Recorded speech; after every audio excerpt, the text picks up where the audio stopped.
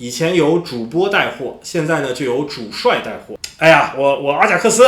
对，就是那个荷兰联赛冠军啊，对，荷兰也有足球联赛，哎呀，办得可大了。说到小蜜，我们就不得不提一部三上优亚老师的作品。各位朋友，大家好，我是胖叔，一个球迷，也是一个金融分析师。今天我们来聊欧冠4强蜜月期。上期催熟策略的视频，我们聊到阿贾克斯等到了青训的人才井喷，靠着催熟策略，在19年连斩皇马、尤文，进了欧冠前4。俱乐部层面呢，不仅赢了比赛，也会在接下来的1-2个窗口内，在转会收入方面取得巨大的成功。我管这个叫做4强蜜月期。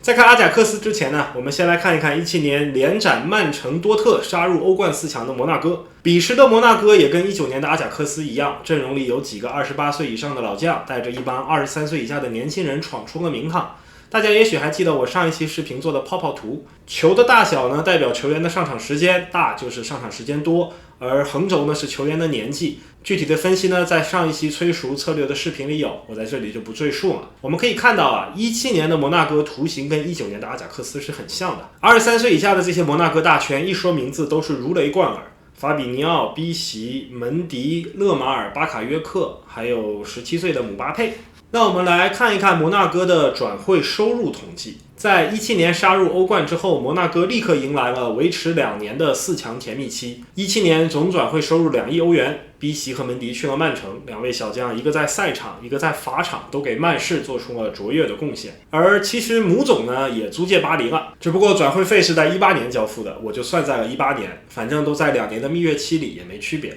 18年呢，摩纳哥的转会收入接近4亿，一半是姆总，还有就是7000万的勒马尔去了马竞，还有4000万的法比尼奥去了利物浦。那我们可以看到啊，在蜜月期过完了之后呢，摩纳哥的转会收入就连续几年一蹶不振了。结过婚的朋友们都知道，刚结婚前2年呢还是新婚燕尔，甜甜蜜蜜，后面几年呢就会像摩纳哥的转会费一样，激情消退，萎靡不振。尤其是随着自己年龄增大，赛场表现日益下降，偶尔回想起当初叱咤风云的蜜月期，恍如隔世，都甚至无法相信自己也曾经拿出过能够进欧冠4强这样级别的赛场表现。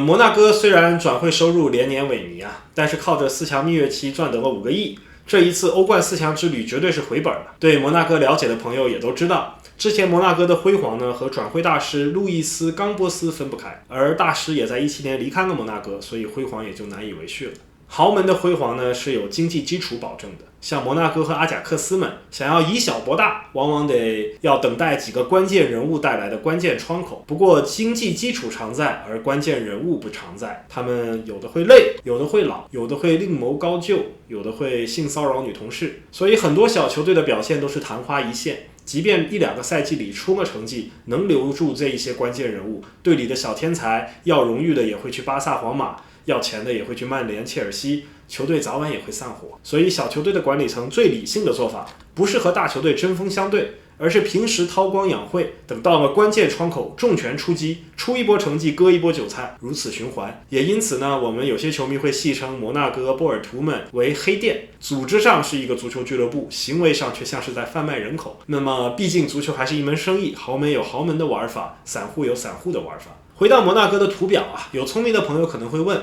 怎么14-15年的转会收入也不少啊？虽然没有17-18年的蜜月期多，但是那时候是有什么特殊情况吗？那么情况的确是有，不过今天的时间有限，如果你给我的视频关注、点赞、一键3连的话呢，我们就可以展开讲讲。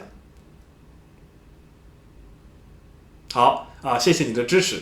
那么我们接下来就看一看摩纳哥的14-15年是发生了什么事情。没有点赞一键3连的朋友们就可以跳过一下这里啊。事情呢要追溯到2011年，俄罗斯的一个亿万富翁叫雷伯诺夫列夫，他出重资收购了摩纳哥，给俱乐部注入了大量的资金，也聚集了一流的体育总监、球探和青训教练。而摩纳哥呢，也不是等到了17年才出成绩的，在14-15赛季的时候呢，就淘汰阿森纳进入了欧冠8强。在15年的夏天，很快转会收入就迎来了一个小高潮。既然我们有4强蜜月期的理论，那么就不妨有一个8强蜜月期的推论。4强蜜月期呢，咱们可以叫大蜜；8强蜜月期短一点，可以叫小蜜。说到小蜜，我们就不得不提一部三上优亚老师的作品。这个故事呢是发生在办公室。大家都知道，办公室一般呢都是用来工作的地方，但是这个办公室，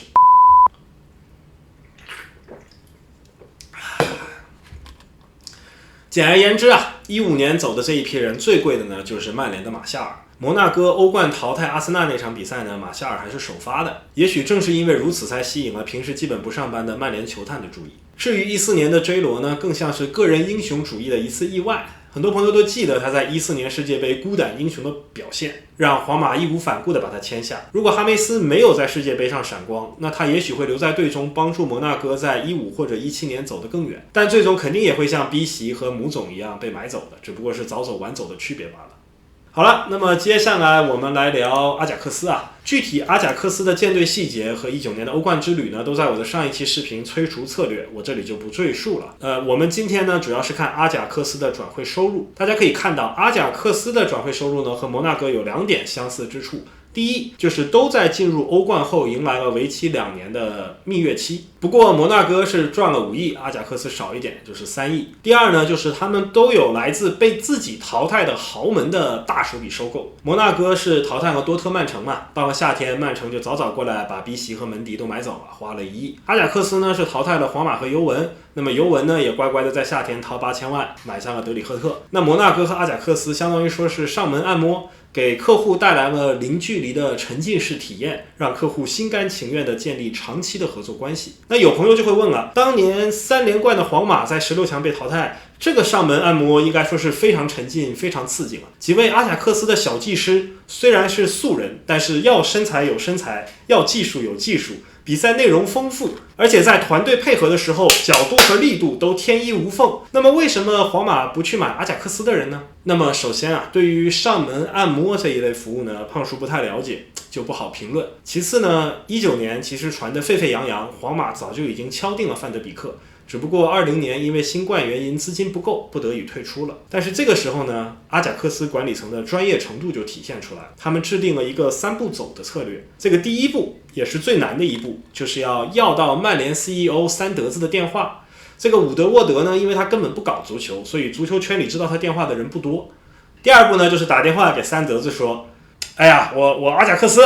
对，就是那个荷兰联赛冠军啊，对，荷兰也有足球联赛，哎呀，办得可大了啊！对，我这儿呢有个超级新人，名字说了你也不认识，但是皇马想买，要出5000万，但是现在皇马不是新冠没钱了吗？我可以卖给你啊，而且跳楼价只要4000万，这还是看在范德萨的面子上给你打的折，切尔西都拿不到这个钱。范德萨你认识吧？就是以前给你们守门的守门员，你知道吧？就是球场上穿的衣服跟其他那10个人不一样的。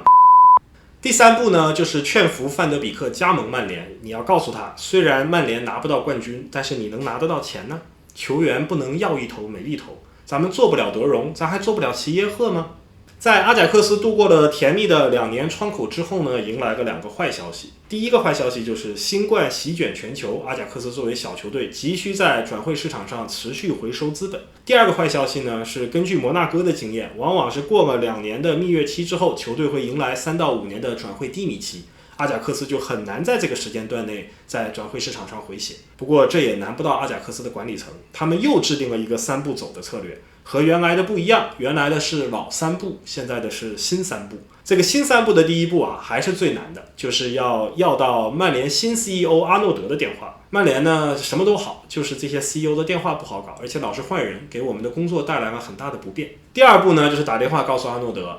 说，哎呀，我阿贾克斯啊，对，就是卖范德比克给你们的那个啊，别挂，我不是要给你卖球员，我这里有个超级主帅，说了你也不认识，但是他人带队荷甲3连冠，差点4连冠，就是因为新冠取消了1年嘛，所以就是3连冠。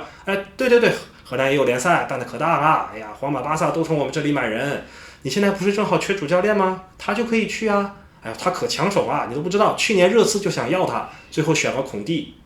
对。孔蒂你知道吧？对，就是那个带热刺今年进前4那个。对，我们这个主帅跟孔蒂一样厉害，也能进前4。而且那次啊，热刺的面试他没过，就是因为他英语不太好。现在他英语老好了，哎呀，天天在队里跟安东尼利马在那练呐。对，这2个人你也不认识，但是很快你就会认识了。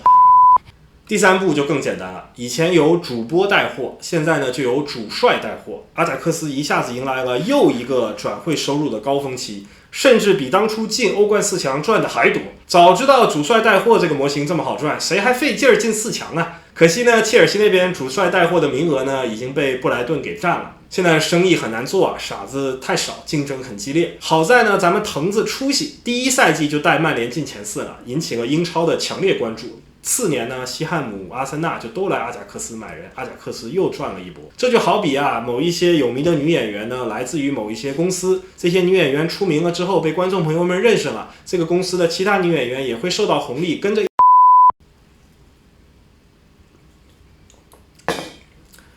今天的闲话讲的有点多啊，我们还是赶紧看下一个球队。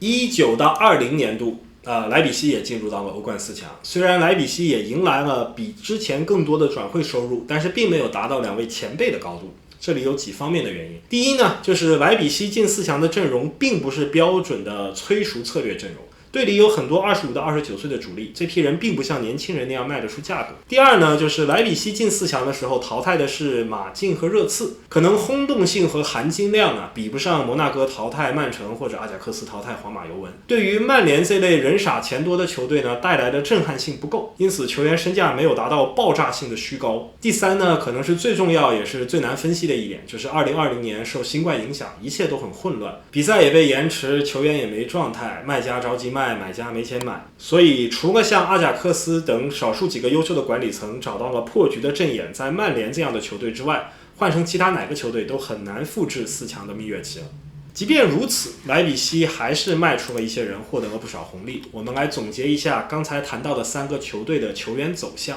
时间有限呢，像类似德里赫特去尤文、勒马尔去马竞的，我就不一一列举了。球员名字下面我标注了转会费和当时转会的年纪。首先我们看带货主帅其实不止一位，莱比锡的主帅纳帅也潜入到了拜仁，给拜仁带了乌帕和萨比策2单货。不过纳帅的工作难度比滕帅大。拜仁嘛，毕竟是一个正规的足球俱乐部。纳帅呢，一方面没给莱比锡赚到啥钱，另一方面自己也早早的暴露了身份，黯然下课。第二点呢，就是那种跟风买4强甜蜜期催熟出来的小将的这种策略不是每个球队都感兴趣。你别看皇马买了 J 罗和琼阿梅尼，一个呢是在摩纳哥欧冠出成绩之前就买了，一个呢也是最近才买的，都过了很多年了，已经不在甜蜜的溢价窗口了。而巴萨花大价钱买的呢，也只是一个德容，而且是属于优中选优，应该是目前列表里最好的几个收购之一了。拜仁虽然买的多，但是很克制，他不花大价钱，甚至很多时候愿意等到免签。所以虽然格拉文贝赫萨比策等等都没有在拜仁踢出来，但没亏多少，而且前者还有转售价值，还有的赚。第3点就是我们发现切尔西和曼联呢，不愧人傻钱多的称号切尔西的巴卡约克、维尔纳、齐耶赫，曼联的安东尼、马夏尔、范德比克等等等等，今天时间有限，我就不展开说了。那么为什么其他球队都是买球员车模在这里买教训呢？这到底是俱乐部的问题更大，还是球员的问题更大呢？如果当初范德比克能够如愿加入皇马的话，他的故事是不是会更像德容，而不会是更像桑乔和马夏尔呢？今天的时间有限，欢迎大家在评论和弹幕里讨论，希望大家给我的视频点赞、评论和转发，我们下一次再见。